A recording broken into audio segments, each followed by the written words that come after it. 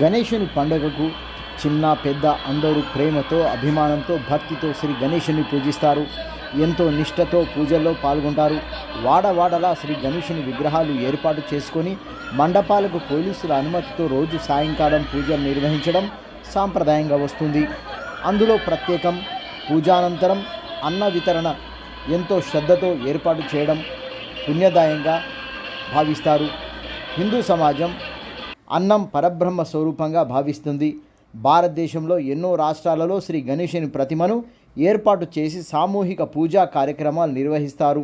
హోమాలు, అష్టోత్తర నామార్చన, ప్రసాద వితరణ, భక్తుల మొక్కుకున్న తీరులుగా లడ్డూలు, అరటిపండ్లు, మోదకాలు, వస్త్రాలు, పుస్తకాలు ఇలా మొక్కును బట్టి వితరణ ఉంటుందని తెలుస్తుంది.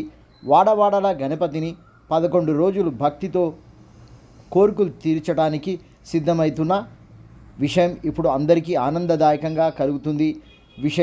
హైదరాబాద్ నగరంలో ఖైరతాబాద్ ప్రాంతంలో శ్రీ గణేశుని ప్రతిమను అక్కడే తయారు చేసేందుకు వివిధ రాష్ట్రాల నుండి కార్మికులు రేయింబవళ్ళు కష్టపడి వినాయకుని ప్రతిమను తయారు చేస్తారు. ప్రకృతి సిద్ధంగా ప్రతిమను పర్యావరణానికి హాని కలిగించకుండా వస్తువులతో తయారు చేయడం ప్రత్యేకత. 100 కిలోల బరువుతో కూడుకున్న లడ్డూను స్వామివారికి నివేదనగా అర్పిస్తారు. రోజు లక్షల సంఖ్యలో భక్తులు ఖైరతాబాద్ గణేశుని దర్శించుకుంటారు. తెలంగాణ ప్రభుత్వం నిమజ్జనానికి ప్రత్యేక చర్యలు చేపట్టి నిమజ్జనం చేయిస్తారు. సోమవారం సాయంత్రం నిర్జల ఏకాదశి సందర్భంగా ప్రతి ఏటా కర్ర పూజ నిర్వహించి వినాయక ప్రతిమను తయారీ పనులు చేపడతారు.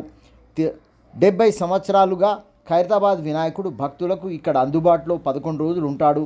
అందుకనే గణేశ మండపం అడక్ కమిటీ సభ్యులు ఈసారి 70 అడుగుల ఎత్తుగల వినాయక ప్రతిమను తయారు చేసి భక్తులకు అందుబాటులోకి తీసుకురాబోతున్నట్లుగా తెలుస్తుంది.